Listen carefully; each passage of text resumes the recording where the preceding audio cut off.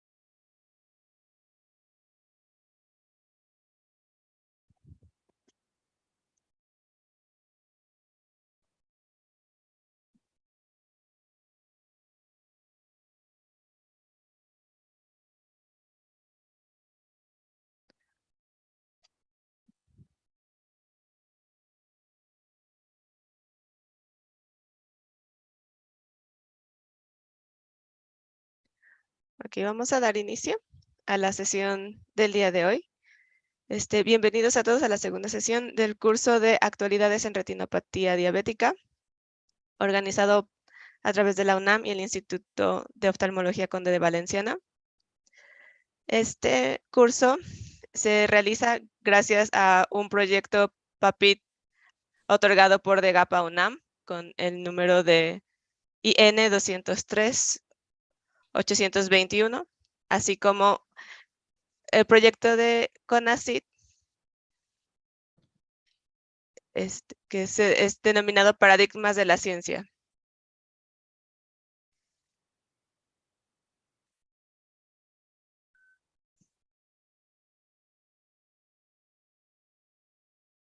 El día de hoy va a presentar el doctor Rodrigo Matsui, que es director clínico de la Clínica de Enfermedades Heredodegenerativas de la Retina y profesor clínico quirúrgico de Oftalmología Mácula Retina del Instituto de Oftalmología Fundación Conde de Valenciana.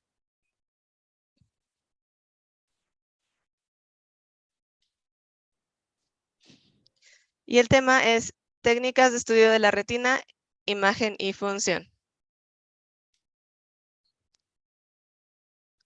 Entonces, por el momento le cedo la palabra al doctor Rodrigo Matsui. Muchas gracias, Sonia. Buenos días a todos. Bienvenidos a este foro. Para mí es un honor poder estar aquí. Muchas gracias por la invitación al comité organizador.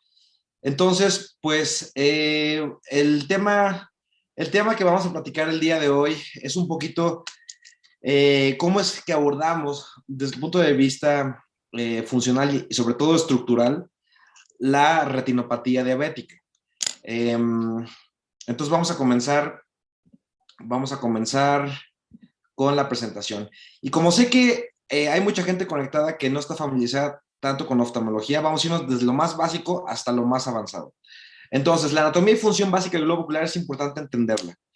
El ojo se puede dividir en dos segmentos, básicamente. Un segmento anterior, que está aquí en su pantalla, lo pueden ver del lado izquierdo con respecto a esta línea vertical, y todo el segmento posterior que está compuesto principalmente por la retina neurosensorial.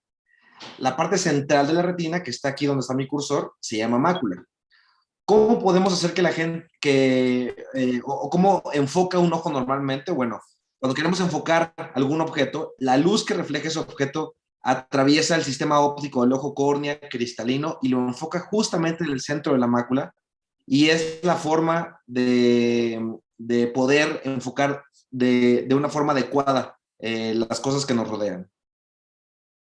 Entonces, una parte muy importante que tenemos que evaluar y que nos enfocamos en oftalmología y especialmente en retina es la evaluación de la mácula, porque esto es lo que nos permite justamente tener una buena agudeza visual y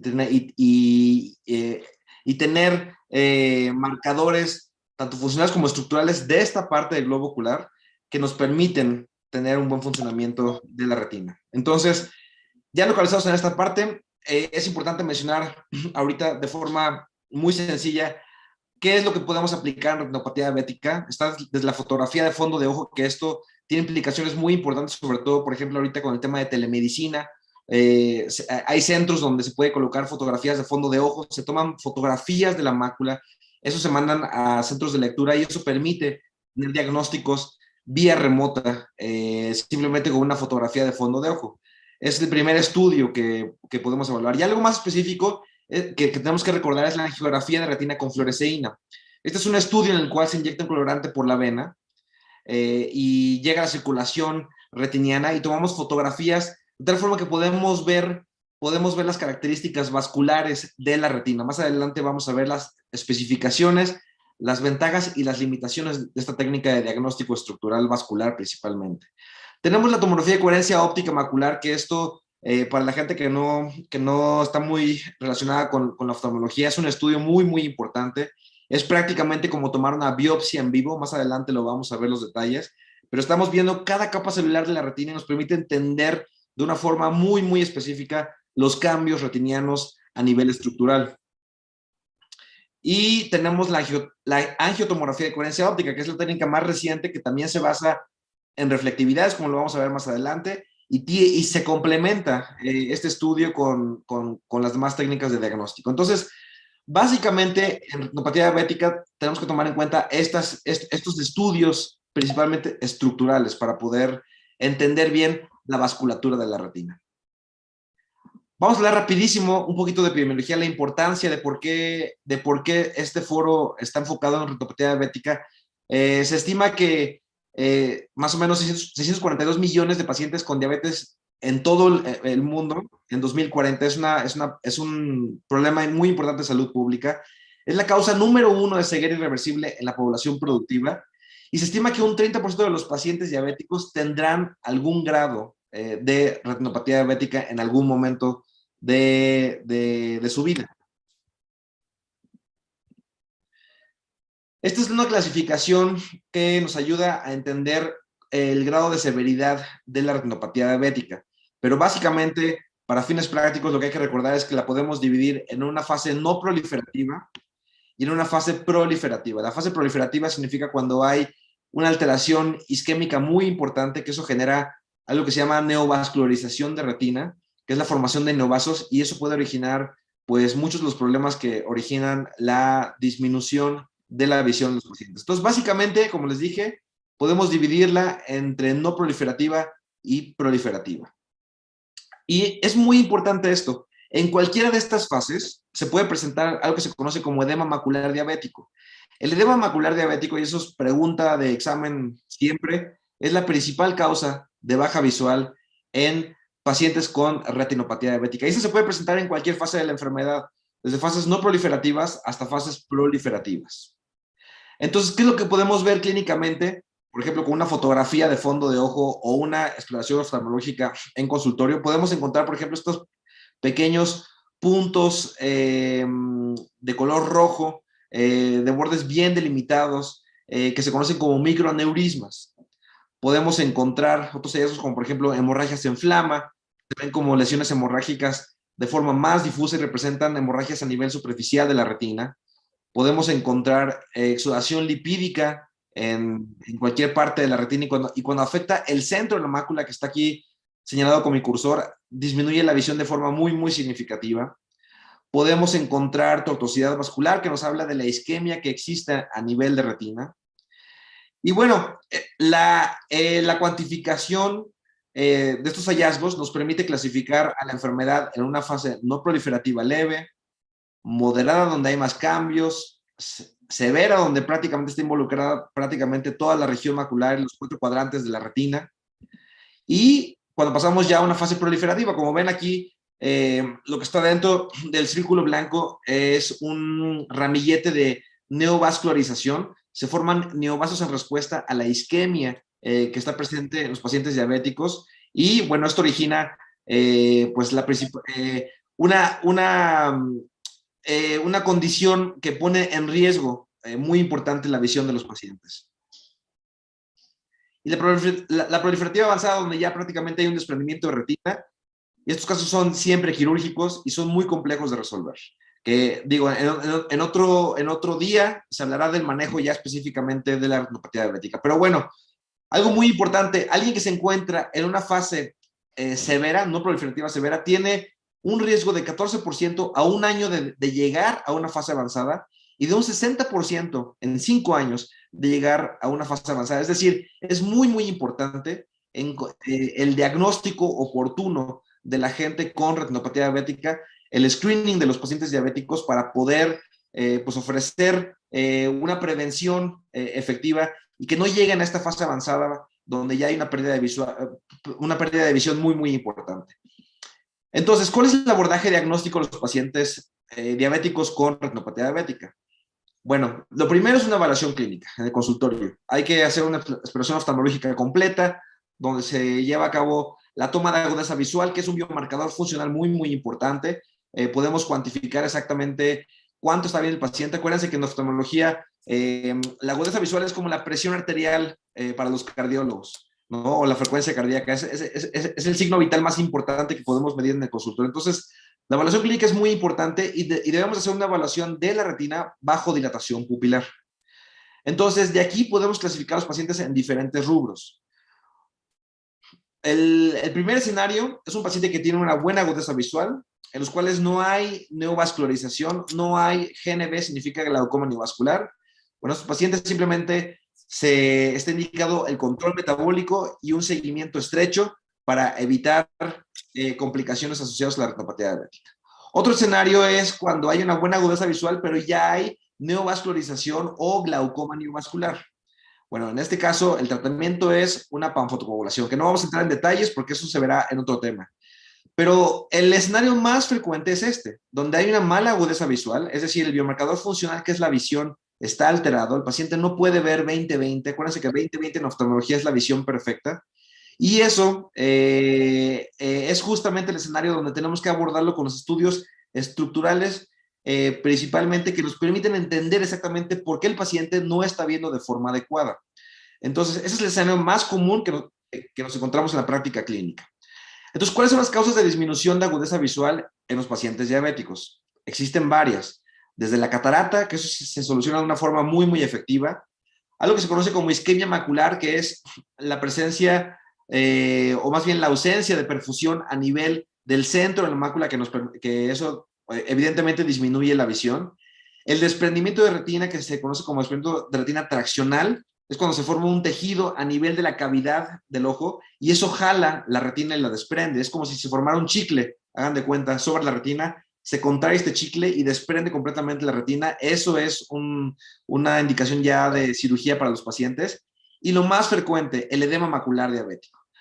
Entonces, nos vamos a enfocar justamente en la causa más frecuente de disminución de la agudeza visual en pacientes diabéticos, que es el edema macular diabético.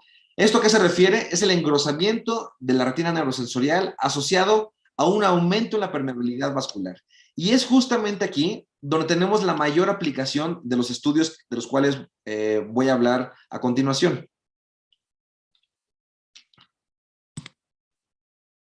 La fisiopatología del edema macular diabético tiene que ver con alteraciones a nivel de las barreras hematorretinianas. Existen unas células que se conocen como pericitos que recubren los vasos sanguíneos en la parte externa, y la pérdida de pericitos y pérdida de uniones entre las células endoteliales a nivel retiniano Eso aumenta justamente la permeabilidad vascular y eso hace que filtre líquido, que filtre, que filtren exudados lipídicos, y eso se acumula a nivel de la retina y esto puede disminuir la agudeza visual de los pacientes. Entonces, básicamente aplicamos en la práctica clínica estos 3 estudios: tomografía de coherencia óptica macular, la angiografía con fluoresceína y la angiotomografía de coherencia óptica. A partir de ahorita voy a hablar de cada uno de estos de forma más detallada. Y vamos a empezar con la tomografía de coherencia óptica, que como mencioné, es un estudio que ha revolucionado la oftalmología, porque es un instrumento óptico que no es invasivo, es como tomar una fotografía de la retina de los pacientes, que no utiliza radiación, utiliza solamente luz, y podemos obtener prácticamente una biopsia en vivo. Podemos ver cada célula y qué está pasando con cada célula, de la retina, para entender exactamente qué es lo que está pasando. Esta técnica se comenzó a utilizar de forma experimental en el 94 con el grupo de investigadores de este investigador David Huang en Estados Unidos. Ellos publicaron, es la primera publicación con la tomografía de coherencia óptica en pollos. Se hicieron experimentos en pollos donde pueden ver aquí imágenes muy rudimentarias, donde pueden ver diferentes colores que representan diferentes reflectividades de la retina y del nervio óptico. ¿Cómo funciona la tomografía de coherencia óptica? De la siguiente forma. Primero, debe de haber una fuente de luz. Como les dije, esta técnica no utiliza radiación, utiliza solamente luz.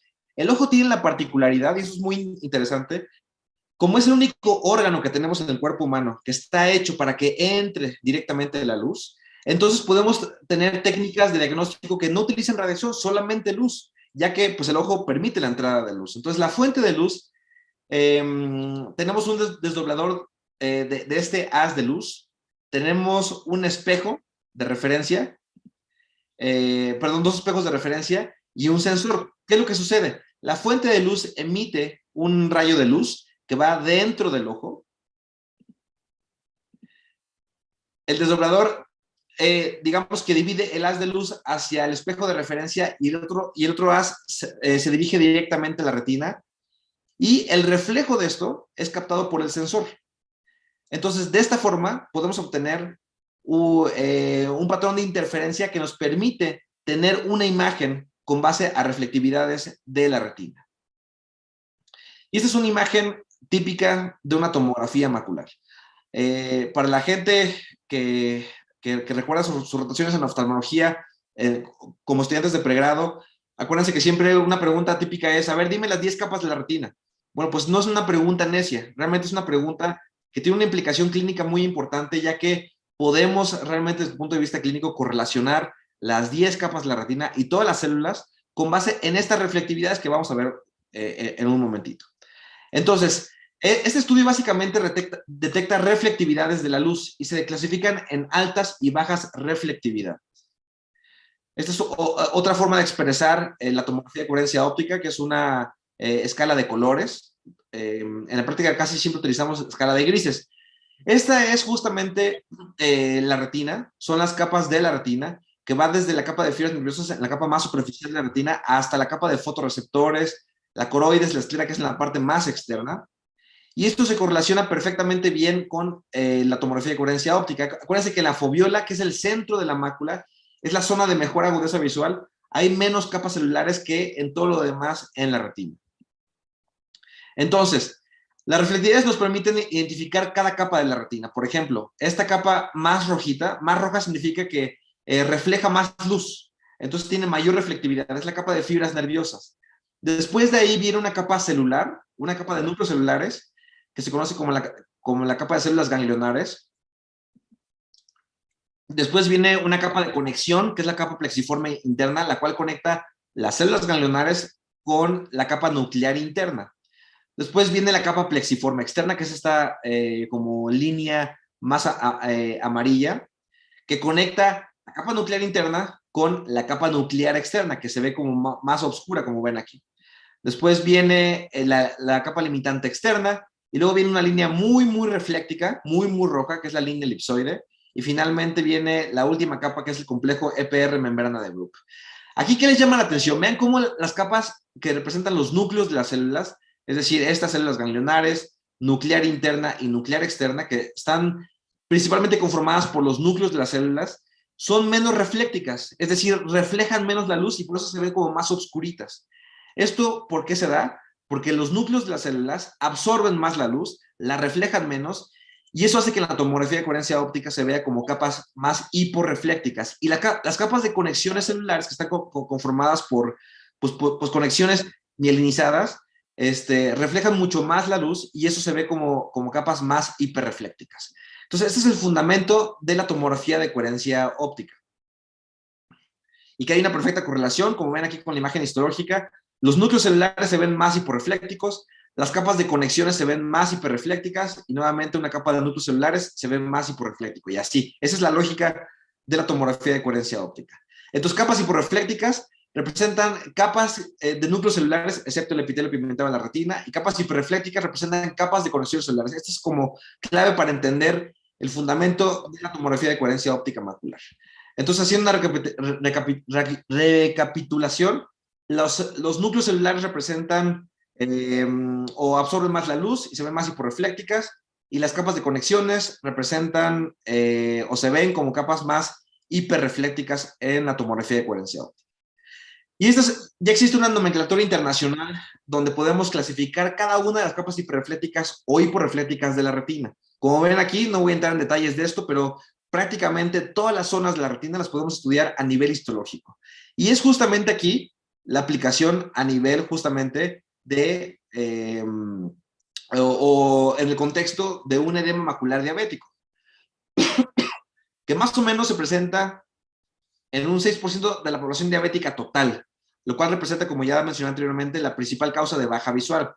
¿Qué es lo que estamos viendo aquí en esta imagen? Vean cómo se ve como imágenes hiporreflécticas, como imágenes más negritas, hiporreflécticas, que representa la acumulación de líquido.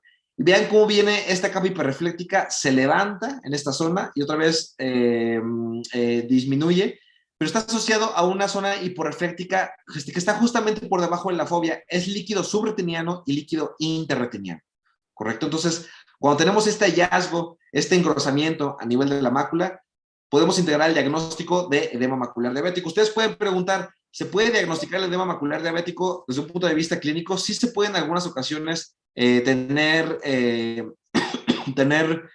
idea de que el paciente puede tener edema macular diabético, pero la forma más exacta de saber si el paciente tiene edema macular o no es, pues, necesariamente o idealmente con una tomografía de coherencia óptica macular. Entonces, existen diferentes patrones de acuerdo a la tomografía de coherencia óptica macular en el contexto de edema macular diabético. Un edema macular diabético difuso, donde hay un engrosamiento, como ven aquí, de todas las capas de la retina y de forma difusa. Un edema macular diabético quístico, donde se ven quistes claramente muy bien definidos, interretinianos, en la retina interna y en la retina externa. Tenemos un patrón con un desprendimiento subfoveal, que es asociado al líquido por debajo de la retina, como ven aquí con mi cursor. Y un edema macular diabético traccional, que aquí es un poco diferente el mecanismo, ya que existe, como ven, esta línea un poquito más negrita por encima de la retina, se une a la retina y otra vez se desprende. Esto está originando una tracción, la está jalando, digamos, y aquí el mecanismo es completamente diferente. Generalmente aquí se requiere un tratamiento quirúrgico para poder tratar este tipo de pacientes. Entonces, esta es como la clasificación general con base en tomografía de coherencia óptica del edema macular diabético. Ahora, hay una pregunta muy importante.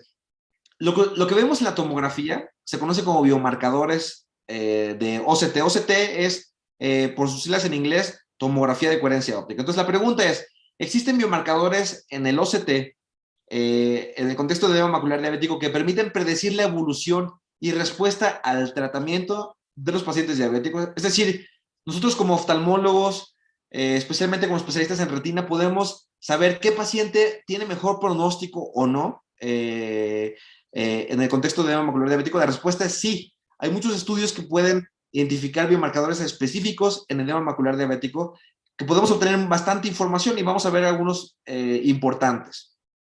Número uno es la cuantificación del grosor macular central. Se sabe que a mayor grosor de la mácula, con el tratamiento, que eso lo vamos a, eso se verá en otro tema, otro día. Generalmente es con antiangiogénicos, es la aplicación de un medicamento intraocular que se conoce como antiangiogénico. A mayor grosores hay una mayor magnitud en la mejoría estructural. Sin embargo, hay una menor probabilidad de que el paciente regrese a una visión de 20/20, ¿correcto? O grosores menores de 250 micras, que es el grosor normal de la retina. Cuando este grosor macular central muy aumentado se asocia a exudación lipídica, paradójicamente, cuando hay este cúmulo de estas lesiones amarillentas que ven aquí en la retina, que representan justamente exudados lipídicos por la permeabilidad vascular, entonces se asocia a un mejor pronóstico, ya que el borde de la exudación lipídica representa que hay una mayor preservación de la barrera hematorretiniana. Entonces el paciente, cuando tenemos esta asociación de un grosor macular central aumentado junto con exudación lipídica, tenemos mayor probabilidad de una mejoría en cuanto a visión y en cuanto a grosor macular. Otro patrón muy importante es la presencia del líquido subfoveal, que esto se refiere, como ya les había mencionado, a esta imagen hiporrefléctica que pueden ver aquí con mi cursor, que está por debajo de la retina, la está desprendiendo, asociado a estos quistes interretinianos. Este patrón típicamente responde de una forma muy favorable con el tratamiento. El ranibizumab es el nombre de uno de los antiangiogénicos, y bueno, este patrón, en respuesta al uso de antiangiogénicos, generalmente tenemos una buena probabilidad de que el paciente mejore más de 15 letras en su visión, o que llegue a una visión mejor de 20, 40, cuando tenemos este patrón en un paciente diabético con edema macular diabético, medido con tomografía de coherencia óptica. Otro biomarcador muy importante, que,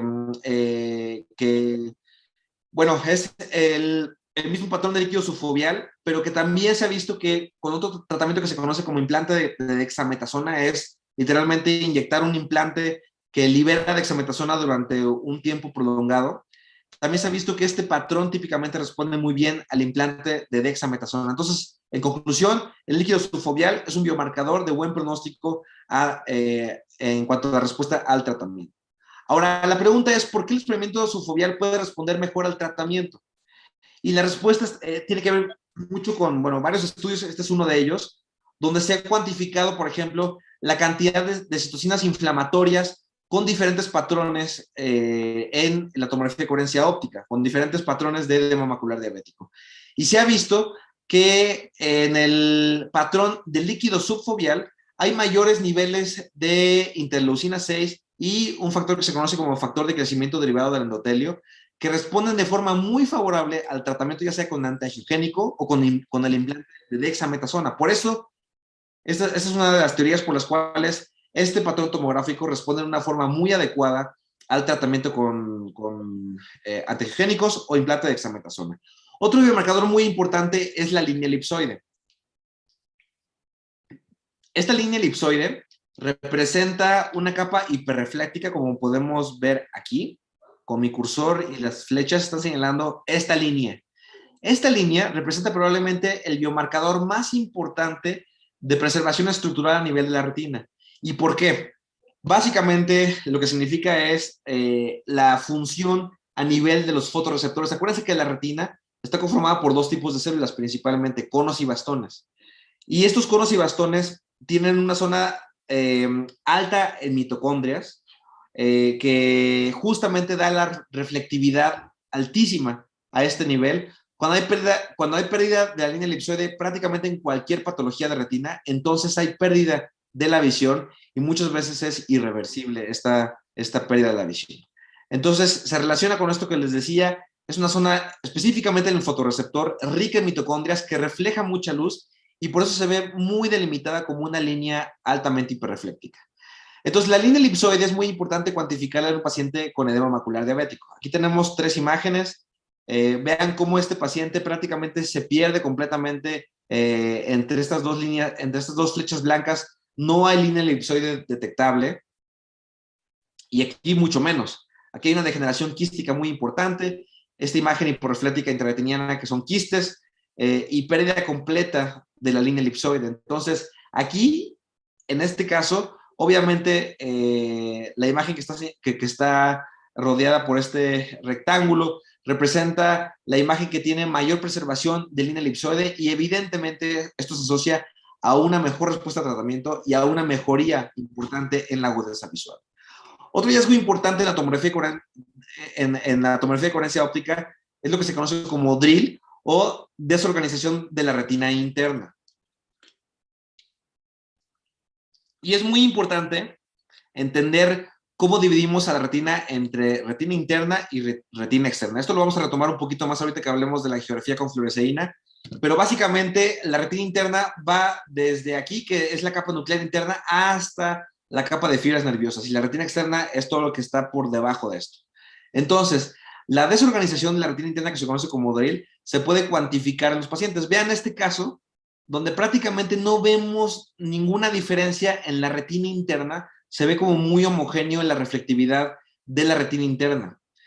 Es difícil identificar realmente cada una de las capas de la retina a nivel de la retina interna, sobre todo en esta parte.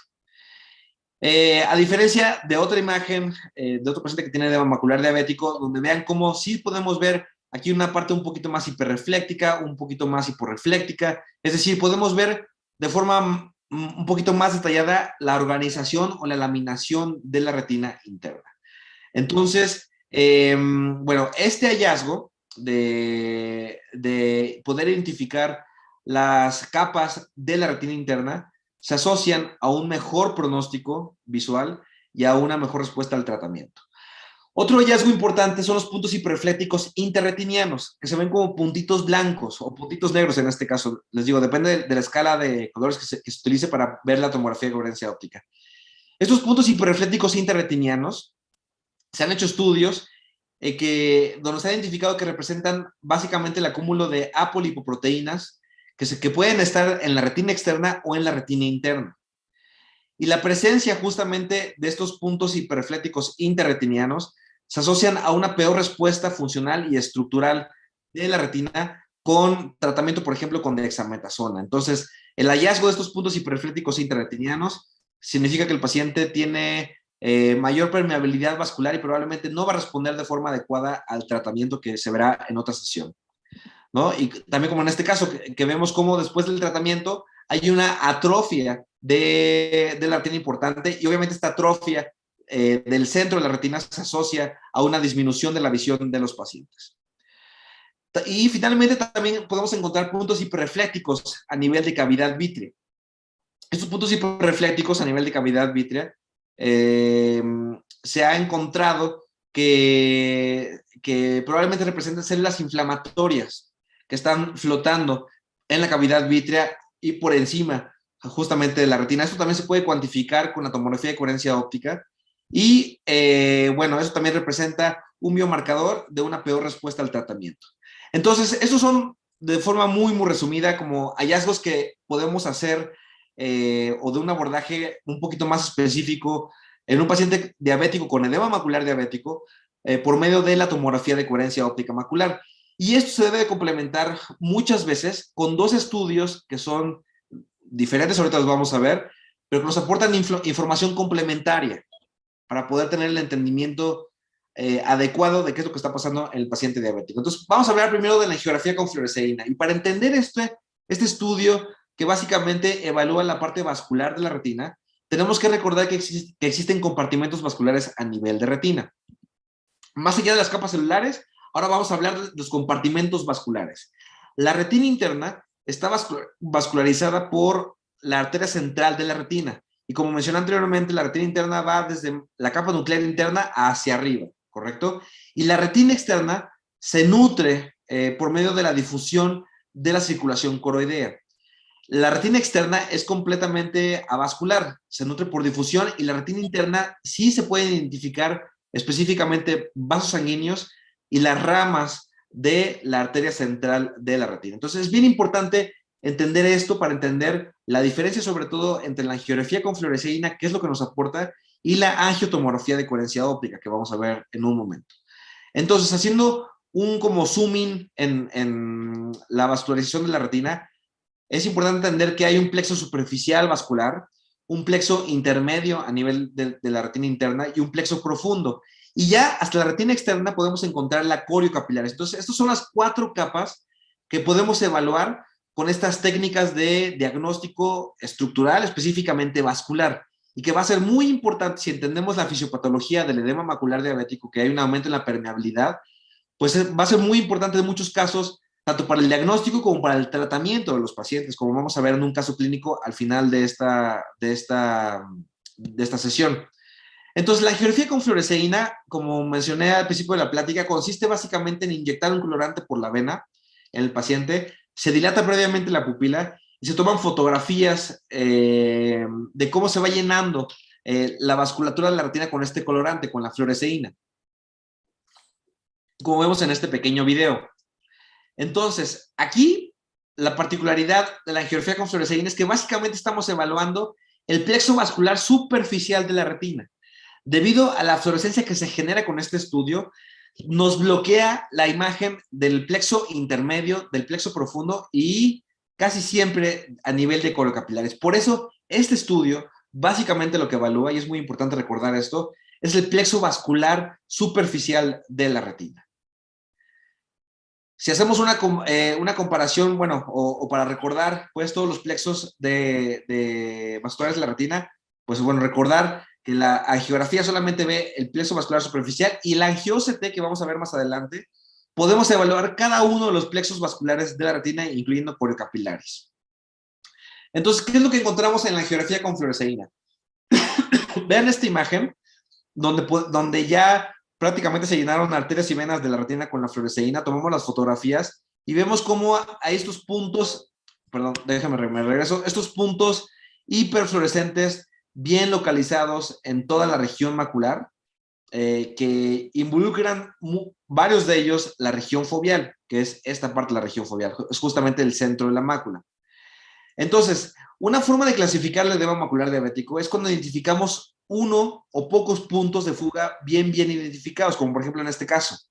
Vean cómo se identifica claramente un punto de fuga bien localizado. Aquí aumenta la fluorescencia con el estudio y podemos saber que específicamente aquí en este punto, hay algún punto donde está filtrando la fluoresceína y podemos pues, estar seguros de que esa es la causa del edema macular. Y hay otro patrón que se conoce como edema macular diabético difuso, con base en la angiografía con fluoresceína, donde aquí básicamente podemos ver hiperfluorescencia difusa en toda la retina. No logramos realmente identificar en qué punto está fugando la fluoresceína. Esto tiene implicaciones muy importantes para el tratamiento que se verá en otra sesión, ya que dependiendo de si es focal o difuso, podemos aplicar o complementar el tratamiento con antiangiogénicos con un tratamiento con láser específico. Y la parte mixta, que es muy importante. A veces podemos identificar algunos puntos de fuga bien localizados, pero otras zonas de la retina donde no hay como tal un patrón identificable.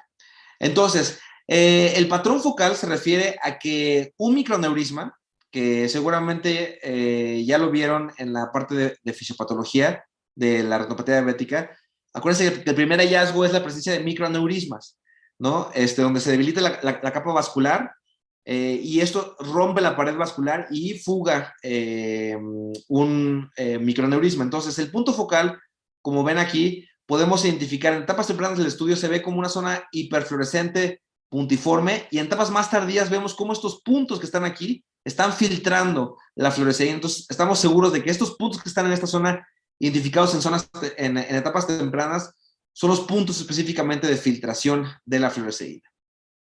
Y esto, si hacemos una tomografía de coherencia óptica, pues ¿qué es lo que encontraríamos? Encontraríamos un aumento en el grosor macular, encontraríamos estos quistes interretinianos que se correlacionan perfectamente bien con la zona de fuga vascular. Otro riesgo muy importante que hay que identificar en la gente que tiene retinopatía diabética y que es otra causa de baja visual es la isquemia macular. La isquemia macular, como su nombre lo dice, es la falta de perfusión a nivel de la mácula. Y obviamente esto va a causar una disminución de la visión muy importante en los pacientes que prácticamente ya es irreversible. Entonces, esto lo podemos identificar de una forma muy confiable con una angiografía con fluoresceína, donde vemos cómo, por ejemplo, aquí, vean cómo se ve completamente, no hay fluorescencia entre este vaso y este vaso sanguíneo.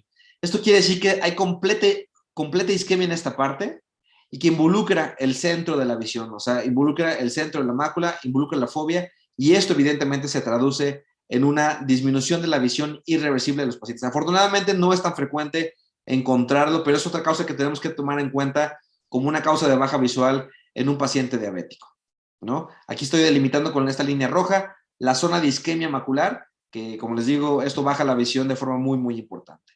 Entonces, la angiografía con fluoresceína, resumiendo un poquito, visualiza de forma dinámica la vasculatura, permite identificar la fuga vascular y, muy importante, solamente permite analizar plexos vasculares superficiales de la retina. Es la técnica por mucho más utilizada en prácticamente todos los lugares de oftalmología.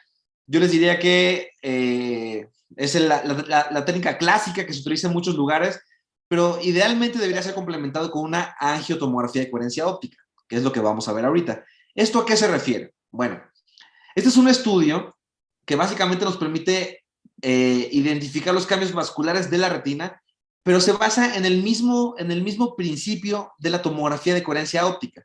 Básicamente se emite un rayo de luz de una forma muy, muy rápida. Se emiten, bueno, 4 rayos de luz en un mismo punto en la retina y se lleva a cabo un análisis de los cambios que hubo en esos 4 momentos, en esos 4 rayos de luz.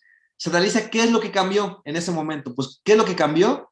La única posibilidad de cambio en esos 4 cortes, digamos, en toda la región macular, es justamente el movimiento de los eritrocitos. Entonces, de esta forma podemos hacer una integración de la imagen vascular, ya que lo único que se mueve en esos 4 puntos, en esos 4 momentos, es justamente lo que está dentro de los vasos sanguíneos, que son los eritrocitos. Y podemos tener una integración de la imagen vascular. Entonces, básicamente, las lecturas que nos da el angio-OCT, es un plexo superficial, que se ve como en esta imagen, un plexo profundo, donde, como mencioné, son capilares más pequeños que están prácticamente en contacto con la parte más interna de la retina. Después se puede ver una capa completamente avascular. Acuérdense que platicamos que la retina externa está nutrida principalmente por difusión de oxígeno a nivel de la coroides. Entonces aquí no vemos ningún vaso sanguíneo prácticamente. Y la coriocapilaris. Con este estudio podemos identificar cada uno de los plexos vasculares de la retina. Entonces, ¿qué es lo que podemos encontrar o cuál es la importancia del angio-OCT en el contexto de pacientes diabéticos? Miren, un caso clínico. Diabético desde hace 14 años, una agudeza visual de 20/20, una hemoglobina glicosilada de 7.8, un poquito arriba de parámetros normales, pero no tan descontrolado, podríamos decir. Y esta es la imagen clínica.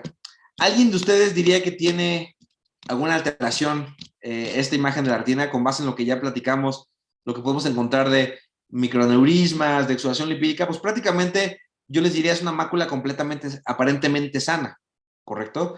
Entonces, una utilidad que se ha visto muy importante por medio de angio-OCT es que el angio-OCT, y este es un mensaje muy importante, puede detectar cambios por retinopatía diabética incluso antes de las manifestaciones clínicas típicas ya descritas en retinopatía diabética.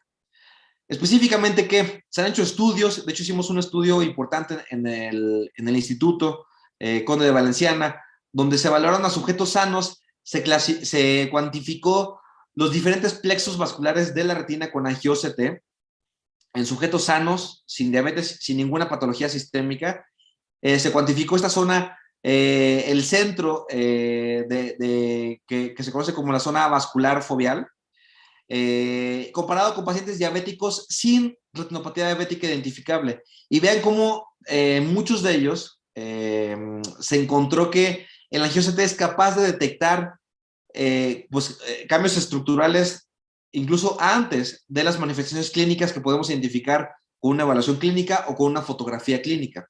Entonces, el angio-OCT mostró una alta sensibilidad en un aumento en la zona vascular foveal en pacientes diabéticos sin retinopatía diabética. Este estudio fue estadísticamente significativo comparado con sujetos sanos. Entonces, un hallazgo muy importante con angio-OCT es este concepto de la detección muy temprana de alteraciones vasculares, incluso antes de la parte estructural típica, que es la fotografía clínica o los hallazgos clínicos típicos descritos en retinopatía diabética. Otro hallazgo importante que podemos identificar con el angio-OCT es la disminución en los capilares. la disminución en la vascularización a nivel de los diferentes plexos. Esto es una comparación de una angioct en sujetos sanos, una imagen representativa, comparado con diabéticos sin retinopatía diabética. Vean cómo podemos encontrar, aparte de la zona vascular foveal en el centro, también podemos identificar que hay menor cantidad de capilares a nivel de los diferentes plexos, lo cual quiere decir que, bueno, ya hay cierta alteración vascular en los plexos más profundos de la retina en la gente diabética sin todavía retinopatía diabética. Y también se ha encontrado que a nivel de la coriocapilares, si comparamos sujetos sanos en diabéticos sin retinopatía diabética, podemos identificar que también ya hay zonas que están hipoperfundidas o zonas isquémicas a nivel de la coriocapilaris comparado con sujetos sanos. Esto es, ojo, recordar, diabéticos sin retinopatía diabética.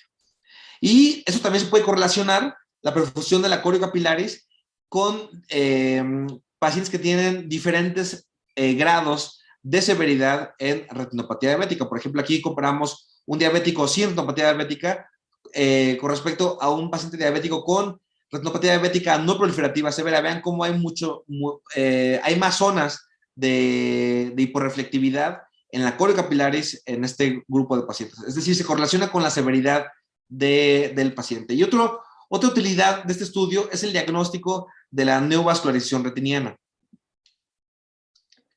Como les mencioné anteriormente, acuérdense que la clasificación se puede dividir entre no proliferativa y proliferativa, y muchas veces es difícil identificar justamente estas proliferaciones de neovasos a nivel de la retina. Bueno, el angio-CT ha demostrado ser una técnica útil para identificar justamente estos neovasos en los pacientes, para poderlos clasificar de forma adecuada y con base en esto poder recibir un tratamiento adecuado. Entonces, resumiendo, la angiografía con fluoresceína versus el angio-CT, la angiografía con fluoresceína utiliza contraste, requiere de mayor tiempo, hay un potencial de reacciones alérgicas a la fluoresceína, tiene una ventaja de que permite analizar áreas muy extensas a diferencia del angio-CT y solamente analiza plexos vasculares superficiales versus angio-CT, en el cual es una técnica no invasiva, no requiere colorante. Acuérdense que se basa en el fundamento que se analiza una zona de la retina 4 veces de una forma muy, muy rápida y se analizan los cambios que hubo en esa zona para identificar justamente el cambio en el movimiento de los eritrocitos. Requiere menos tiempo, permite un análisis tridimensional de la retina, tiene la limitación en que el área de análisis es muy pequeño, prácticamente solamente se puede describir de una forma confiable la mácula. Ya hay técnicas que permiten hacer un angio-CT mucho más amplio, pero todavía no está disponible de forma, digamos, general en los estudios.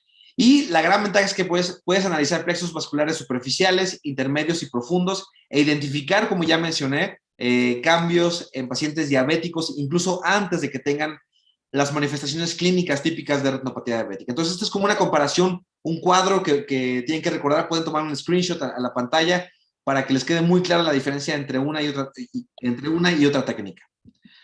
Entonces, para ya terminar esta plática, vamos a hablar de un caso clínico representativo, como integrando toda la información, tratando de integrar todo lo que ya platicamos. Es un paciente diabético, masculino de 47 años, diabético de 17 años de evolución, que acude por presentar una disminución de la visión en el ojo izquierdo, tiene una agudeza visual de 20-40 en el ojo izquierdo, ha sido tratado previamente con 3 dosis de intravitreos y un tratamiento con láser, pero sigue la disminución de la visión y bueno, se identifica clínicamente esta lesión aparentemente bien delimitada, rodeada de estas zonas amarillentas que representan exudación lipídica. Hacemos una tomografía de coherencia óptica macular. ¿Y qué es lo que encontramos? Ya en este momento ustedes ya al menos deben de saber que esta técnica se describe con base en reflectividades. Vean cómo se ve esta imagen hiporrefléctica bien definida, acompañada de un halo hiperrefléctico en esta zona, que si hacemos un corte o lo vemos la imagen desde en la parte, digamos, frontalmente de la retina, se correlaciona con la zona que vimos clínicamente como una lesión rojiza, ¿correcto? Entonces, esto se complementa con un estudio, con una angiografía con fluoresceína, donde se puede ver una imagen hiperfluorescente en esta zona, en la misma zona que identificamos clínicamente, en la misma zona que vimos con la tomografía de coherencia óptica, la complementamos con la angiografía y vemos cómo se ve una imagen hiperfluorescente, lo cual representa que hay cierta permeabilidad en la vasculatura a este nivel de este paciente. Entonces, complementando todo esto, el diagnóstico es de un microaneurisma, que en este caso, bueno, se puede considerar un macroaneurisma que está filtrando líquido, que está filtrando lipoproteínas a nivel de la retina y está originando un engrosamiento a nivel de la retina. Se complementa este estudio con un angio-CT, el cual identifica esto como una imagen hiporrefléctica en esta zona, lo cual quiere decir que probablemente no hay un flujo vascular muy, muy importante justamente a este nivel. Y bueno, en el plexo profundo se puede ver claramente una imagen hiporrefléctica en el centro de la lesión. Entonces, integrando toda la información y haciendo una correlación entre todos los estudios, la imagen multimodal, se decide un tratamiento con láser. O sea, se concluye que esta lesión está filtrando líquido y se aplica un tratamiento con láser, que eso lo van a ver seguramente más adelante en el manejo de la retinopatía diabética, pero se puede aplicar un tratamiento con láser específicamente en esta zona para tratar de detener la filtración a este nivel. ¿Y qué es lo que pasó después del láser? Bueno, pues vean cómo la imagen antes del tratamiento se veía, bueno, perdón, esta es una imagen justamente después del tratamiento con láser y en el seguimiento del paciente antes y después, vean cómo ya no hay filtración, ya no hay una imagen hiperfluorescente por medio de la angiografía con fluoresceína. Y el OCT, ¿qué es lo que muestra después del tratamiento? Vean cómo ya no hay, disminuye, para empezar, disminuye el grosor de la retina y ya no existe esta imagen hiporreflética, ahora se ve como una imagen hiperreflética, como densa a nivel de la retina. Entonces, para fines de comparación, vean cómo antes del láser se ve como una imagen hiporreflética y después del láser, que fue efectivo, se ve como una imagen hiperreflética ya con menor grosor macular, ya no está involucrando o ya no amenaza involucrar el centro de la retina, que es en esta parte, y esto, pues, obviamente se asocia a un mejor pronóstico del paciente, puede mejorar la visión y sobre todo impide que este líquido llegue al centro de la retina y esto disminuye la visión de forma muy, muy importante. Entonces, es un ejemplo donde podemos integrar toda la información entre la tomografía de coherencia óptica macular, entre la angiografía con fluoresceína y el angio-CT. En retina siempre usamos el término imagen multimodal, que son imágenes complementarias que nos permiten entender perfectamente bien qué es lo que está pasando y decidir el tratamiento de los pacientes diabéticos. Y bueno, con esto me parece que ya es la última diapositiva. Eso es todo. Pues yo creo que tenemos tiempo suficiente para preguntas por parte de todo el auditorio. Y bueno, pues muchas gracias por su atención. Muchas gracias, doctor, por su presentación. ¿Alguien tiene alguna duda para el doctor Rodrigo Matsui? Pueden levantar la mano y les doy la palabra.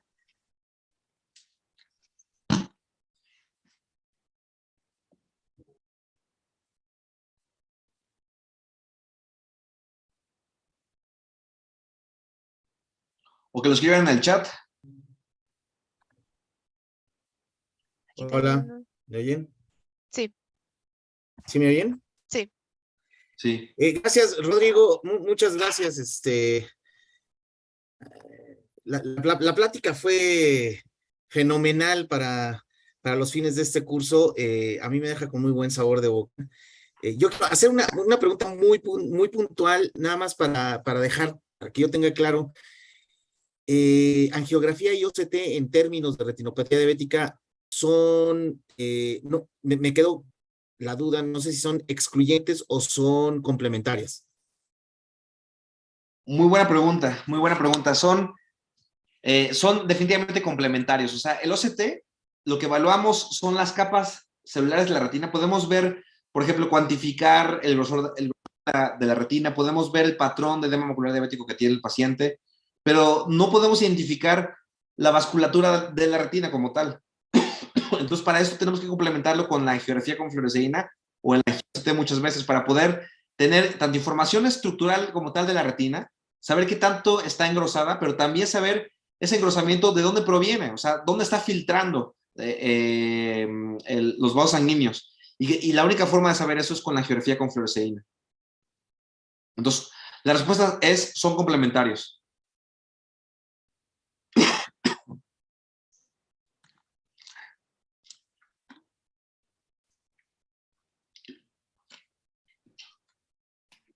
Ana, tu turno. Hola, buenos días, doctor. Muchas felicidades por su ponencia.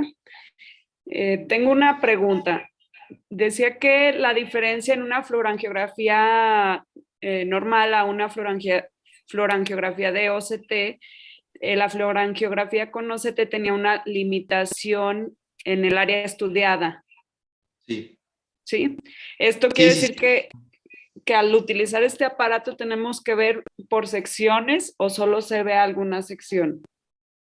Sí, muy buena pregunta, doctora. El tema es que el angio-OCT, ya hay técnicas que permiten hacer como un análisis mucho más amplio, que involucra la región macular y todo lo que está fuera de la mácula. Sin embargo, en este momento, en los OCTs convencionales, que ya tienen angio-OCT, solamente prácticamente el análisis es a nivel de la mácula. Estamos perdiendo mucha información fuera de la mácula, que en el contexto de retinopatía diabética es muy importante evaluar pues, la periferia media, evaluar la periferia idealmente. Estamos perdiendo esa información con el angio-OCT y la angiografía con fluoresceína sí permite analizar áreas mucho más extensas, que son bastante útiles. Por ejemplo, la presencia de neovasos ¿no? En la retina o isquemia retiniana que está fuera de la mácula. Con el angio-OCT no lo podríamos detectar con técnicas convencionales. En cambio, en la angiografía con fluoresceína sí podemos tener un rastreo mucho más amplio y tenemos pues, mucho mayor información. Entonces, sí, es la gran limitación de la angio-OCT en este momento, que poco a poco se ha ido mejorando, pero todavía, digamos, comercialmente disponible no se encuentra estos softwares que analizan áreas extensas con angio-OCT.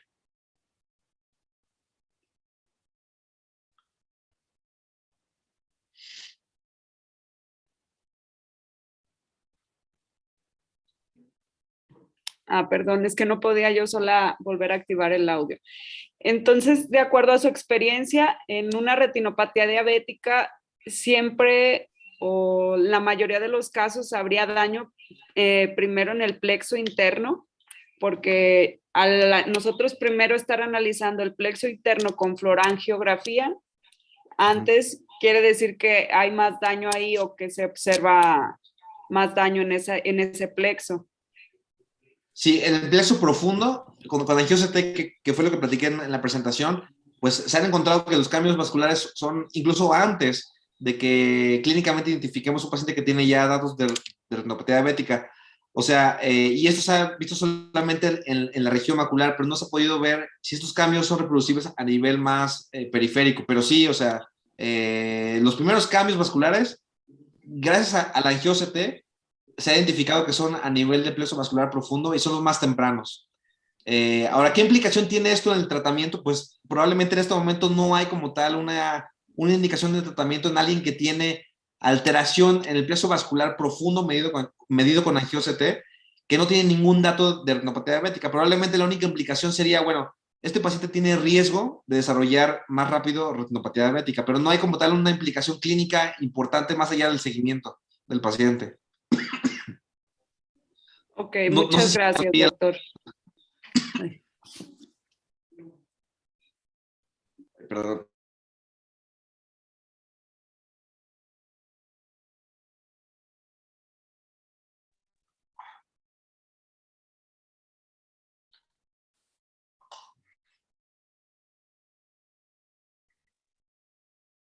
No sé si hay más preguntas. Rocío tiene una pregunta. Hay que desmutearse porque los tengo a todos en mute. Sí, gracias. Sí, le quería preguntar, estas estructuras llamadas quistes, ¿qué significan? Que la retina, la estructura está toda deshecha, ¿no? ¿O cómo es? Sí, doctora, los quistes representan básicamente acúmulo de líquido intrarretiniano. Es decir, hay una separación de las capas de la retina porque hay filtración vascular y eso hace que la retina se engrose, literal. O sea, hay presencia de quistes. Entonces, pues es un hallazgo muy importante, que esto sí se mide con el OCT normal, donde podemos estar seguros de que el paciente ya tiene edema macular o cierto grado de edema macular diabético. Y si eso se traduce en disminución de la visión o algún criterio específico, pues ya es una indicación de tratamiento para el edema macular diabético del paciente. Por eso quise enfocar mucho la plática específicamente en el edema macular diabético, porque es la principal causa de baja visión. Entonces, es como lo más práctico para todos. Sí. Pero sí, representa líquido dentro de la retina. Muchas gracias. Que no debería de estar ahí. Aquí también tenemos algunas preguntas escritas. Víctor Lara pregunta, ¿cuáles son los criterios de selección para realizar un estudio u otro? Bueno, muy buena pregunta. O sea, me imagino que la pregunta enfocada entre angiografía con fluoresceína y angio-CT, porque ya Jonathan había preguntado si son complementarias. Generalmente en un paciente diabético, generalmente no siempre, lo ideal es hacer los dos estudios. Uno es test de mácula, que te evalúa la estructura como tal de la retina, pero no te evalúa la vasculatura, complementado con una angiografía con fluoresceína. Aquí la pregunta sería, me imagino, entre cuándo usar angiografía con fluoresceína y cuándo utilizar angio-CT. Yo les diría que en el contexto de edema macular diabético, que repito es la principal causa de baja visual, donde sospechas de permeabilidad vascular, la angiografía con fluoresceína es mucho más sensible para detectar de dónde viene la fuga que el angio-CT. El angio-CT todavía no es muy claro la información que nos aporta para saber exactamente dónde está filtrando el líquido, ¿correcto? En el contexto de edema macular diabético. Pero, por ejemplo, para identificar una neovascularización retiniana, muchas veces, si no queremos exponer al paciente a una angiografía con fluoresceína donde se inyecta al paciente colorante, puede causar náusea, vómito, puede causar una reacción alérgica, y sospechamos que los neovasos están a nivel de mácula, bueno, podemos hacer solamente un angio-CT y listo. O sea, depende mucho de la presentación clínica del paciente, pero generalmente yo diría son también complementarias. Paulina Montiel pregunta, ¿en pacientes con hemodiálisis hay alguna contraindicación o qué cuidado especial debemos tener al realizar fluoroangiografía? Sí, justamente en la gente que se encuentra en hemodiálisis y que tiene una alteración renal, en algunas ocasiones pues está contraindicada el uso o la aplicación de una angiografía con fluoresceína. Aquí sí depende mucho del funcionamiento renal que tenga el paciente. Si está en una etapa muy avanzada, yo la verdad, o sea, no existe como tal un criterio que digas, a partir de esto ya no se hace el estudio.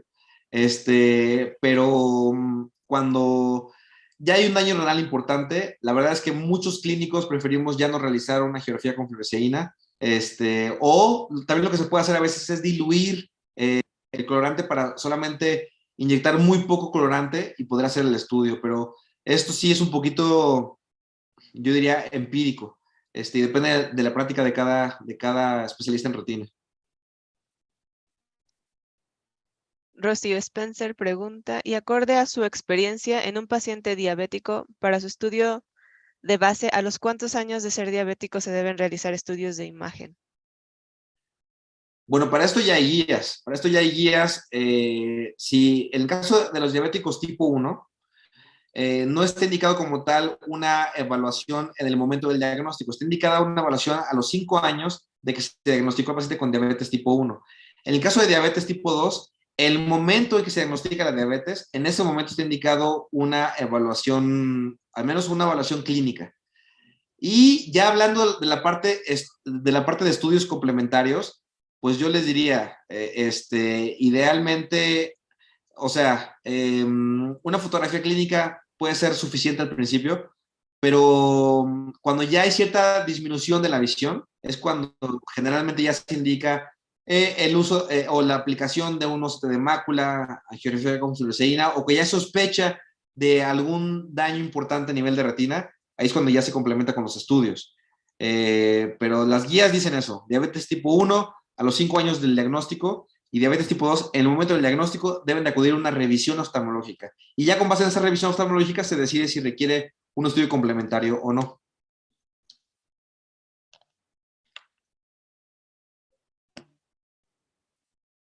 ¿Hay alguna otra pregunta?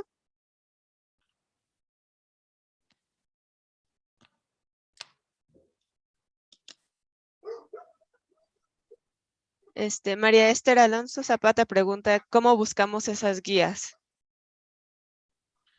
Pues en internet,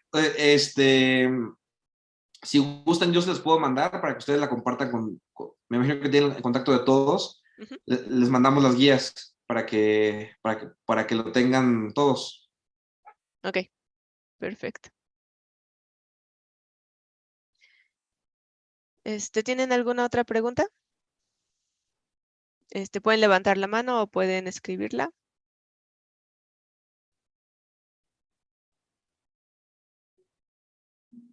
Creo que ya son todas las preguntas. Ok. Anuncios para los que tienen dudas acerca de la calificación y del registro. Déjenme compartirles la pantalla también para los que estén en YouTube.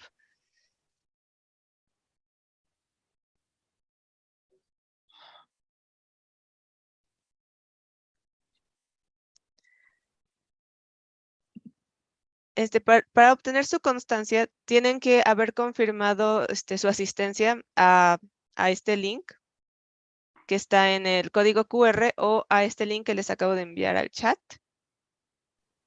Las personas que confirmen son las únicas personas a las que les llega el link con la evaluación, porque son las personas que se comprometieron a continuar con el curso hasta en su totalidad. Entonces, si no me confirman su asistencia, muy probablemente no les lleguen las evaluaciones. Sin embargo, todos los videos que subamos a YouTube en su descripción van a tener el mismo link para la evaluación. Entonces, si en caso de que no les llegue el correo o tengan algún problema con el correo, pueden ingresar al canal de YouTube y observar y darle clic al link para poder acceder a la evaluación. Sí, es la liga que enviamos a los correos. Envié 2 ligas, tanto a la forma de confirmación como al canal de YouTube. Y en YouTube también transmitimos en vivo.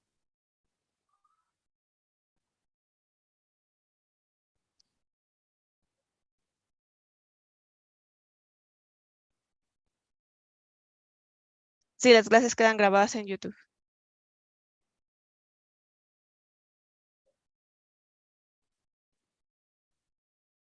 ¿Alguien tiene alguna otra duda?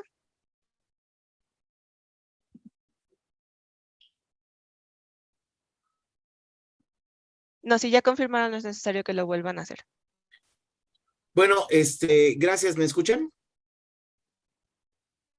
Sí. Hola, bueno, gracias, Rodrigo, pues muchísimas gracias.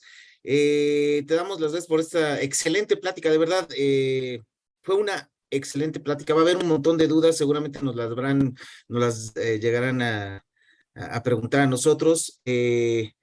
Les vamos a evaluar esta plática y habrá alguna retroalimentación. Muchas gracias, Rodrigo. En nombre de todos, te damos las gracias. Ahorita vamos a discutir un poco del curso, si te quieres quedar adelante, si no, pues, pues aquí. Gracias, Rodrigo. Sonia, todos los pormenores que quieras decir del curso, adelante. Ok. Para los que tienen dudas acerca de una prórroga de la primera sesión, la evaluación de la primera sesión va a estar abierta hasta mañana. Y mañana, yo que cierre, les voy a enviar a todas sus calificaciones. Las calificaciones no salen inmediatamente que realizan la evaluación porque tengo que checar que todas las respuestas estén bien respondidas en la guía de respuestas. O por si me llegan a mandar alguna corrección, dejo todo este tiempo para poder hacer las correcciones en las evaluaciones. Y manualmente checo que cada respuesta esté bien contestada y que no haya habido ningún error. Entonces, esta es la liga de confirmación para la asistencia en su totalidad al curso.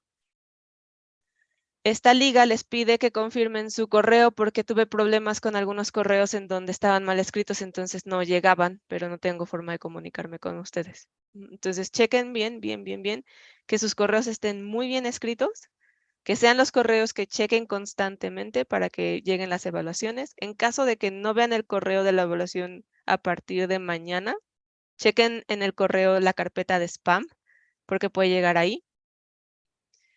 Y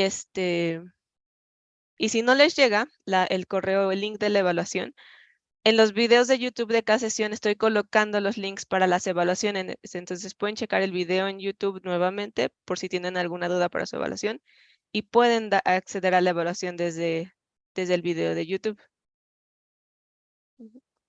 Las evaluaciones vuelven a solicitar los correos para que yo pueda confirmar que todos los que están inscritos estén contestando las evaluaciones.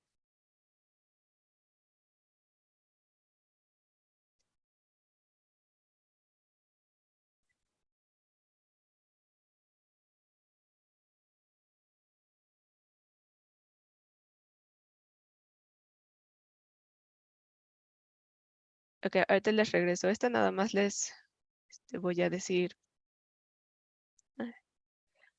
Este curso se hace gracias a patrocinios de la Universidad Nacional Autónoma de México a través del programa de PAPIT de GAPA UNAM y al programa de Paradigmas y Controversias de la Ciencia de parte de CONACYT y al Instituto de Oftalmología Conde de Valenciana. Les queremos agradecer a estas 3 instituciones por dejarnos realizar este curso.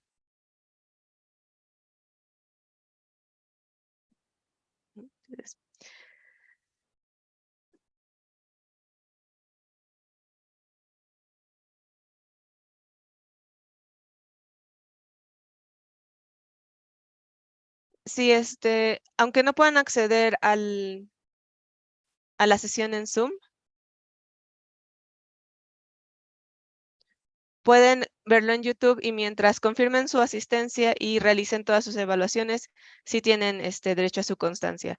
El único requisito real para esas constancias son confirmar la asistencia y tener una calificación mínimo de 8 en todas las evaluaciones.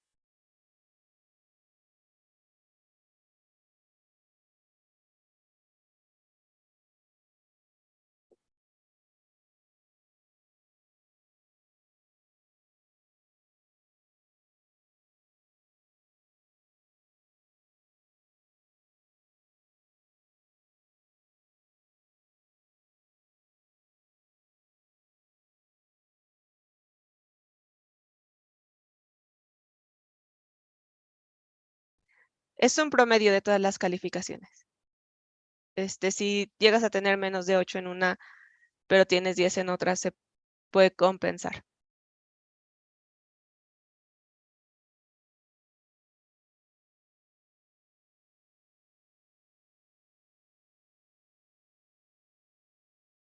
¿Hay alguna otra duda?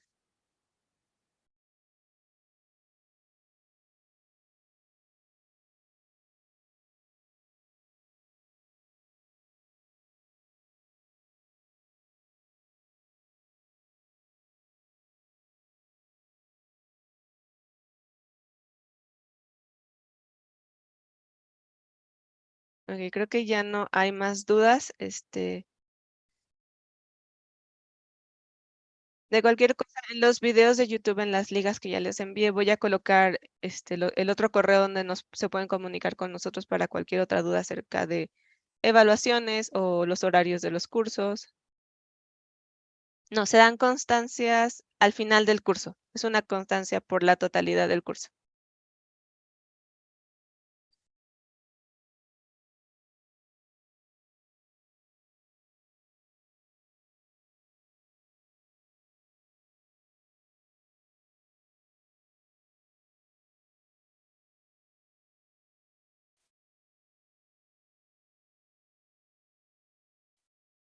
¿Alguien tiene alguna otra duda?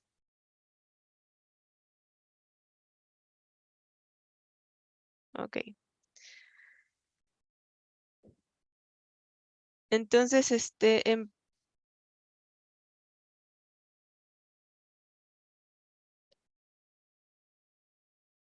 es decir, Luz María sale con el mismo nombre en YouTube. Rocío ya nos ayudó compartiendo el link para el video de YouTube. Si no, déjenme ver, tengo aquí.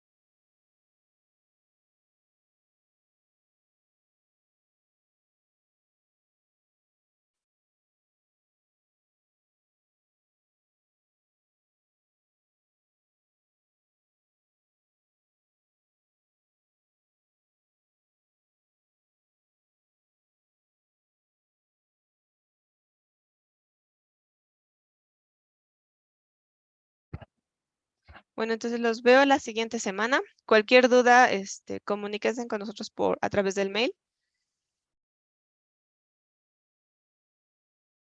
Y los veo la semana que entra.